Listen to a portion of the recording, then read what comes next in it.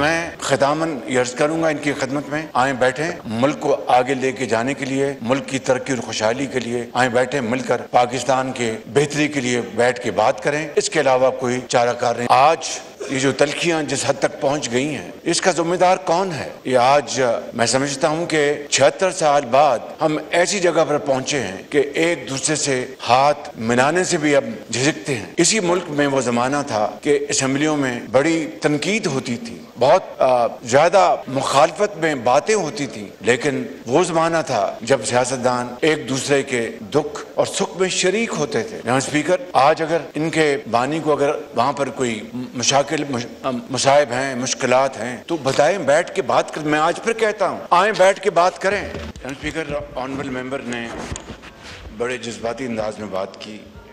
मेरे दिल में इनके लिए बड़ा एहतराम है और एक पिछले असम्बली से इनसे पिछले जो हमारी असम्बली थी उनमें भी इनसे बहुत अच्छा राब्ता रहा। इसी मौजूद ऐवान में 2018 के जो झुरलू इलेक्शन थे, हमने उसके बावजूद भी न सिर्फ हम ऐवान में आए और मैंने अपनी पहली तकरीर में ये गुजारिश की कि हमने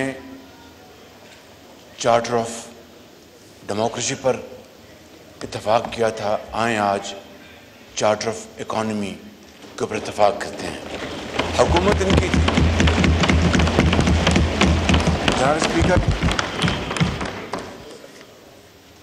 पाया हकारत से न सिर्फ मेरी उस पेशकश को ठुकराया गया, बल्कि जो नारे बुलंद हुए इस ऐवान में, वो तारीख़ में हमेशा स्याहबाब में याद रखे जाएंगे। जनाब स्पीकर, अगर किसी के साथ कुछ ज़्यादती होती है तो यकीनन इंसाफ का पलड़ा हर वक्त भारी रहना चाहिए, इसमें कोई दो राय नहीं। चाहे कोई सियासी लीडर है या ज़िंदगी के किसी भी शोबे से उसका ताल्लुक़ है। जनाब स्पीकर, जब अगला साल आया, मैंने फिर दोबारा पेशकश की अपनी जो तकरीर थी बजट के हवाले से, आए दोबारा बैठ के बात करते हैं।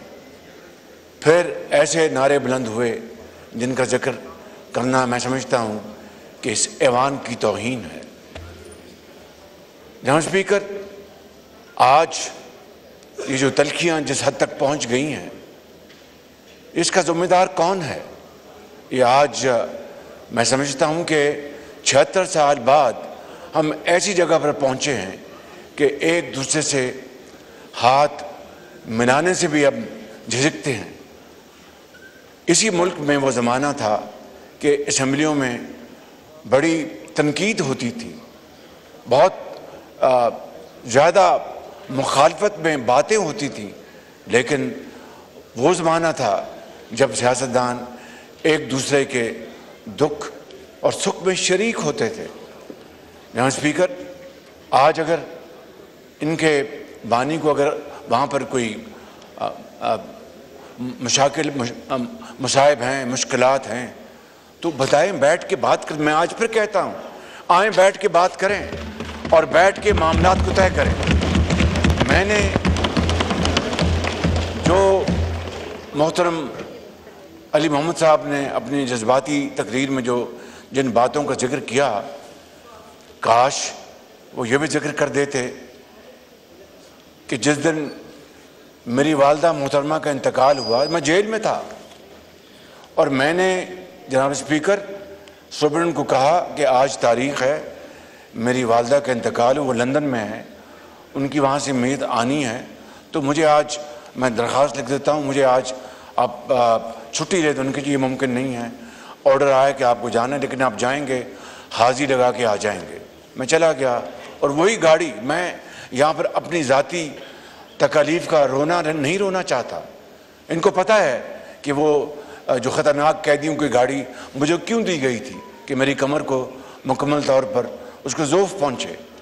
जनाब स्पीकर, मैं भी कैंसर सर्वाइवर हूँ, मैंने तो कभी जेल में इसका रोना नहीं हुआ। मैं गया वहाँ पर,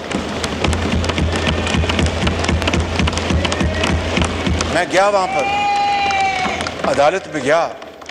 मेरा ख्याल था कि वो जज साहब कहेंगे कि आपकी वालदा का इंतकाल हुआ, आप क्यों आए हैं, हमें आप चले जाएं वापस। हम खामोश रहे, बैठे रहे। हमारे लॉयर उठे, उन्होंने कहा जी कि आज अगर आप इजाज़त दे दें तो। उनके नहीं, मैंने आज बुलाए में विटनेस, हर सूरत बयान रिकॉर्ड होगा। जनाब स्पीकर, मैं आपको अर्ज़ करना चाहता हूँ कि बात बहुत लंबी हो जाएगी। ये ख्वाजा आसफ साहब बैठे हैं, ये राना सनाउल्लाह बैठे हैं, इनको ज़मीनों पर लटाया गया, इनको खाना, ये तो देखिए फ़ैसला इनको कबूल है या नहीं है, या मुझे कबूल है या नहीं है, लेकिन अगर एक फ़ैसला आता है तो एक अंडर ट्रायल कैदी, ये अली मोहम्मद साहब मुझसे बेहतर जानते हैं, अंडर ट्रायल कैदी और जो जिसको सज़ा मिली उसके जो हकूक़ है जेल में फ़र्क है। मैं उसमें भी नहीं जाता, लेकिन ये अंडर ट्रायल थे, हम सब अंडर ट्रायल थे। ज़मीनों पर लटाया गया, खाना घर से नहीं लाने दिया गया, दवाइयाँ बंद की गईं। मैं कहता हूँ कि मैं किसी सूरत भी नहीं चाहता, मैं यहाँ पर ऐलान करता हूँ बरमला आपके सामने पूरे मुअज़्ज़ज़ ऐवान को गवाह बनाकर कि हम नहीं चाहते कि इनके साथ किस तरह की ज़्यादती हो जो हमारे साथ हुई।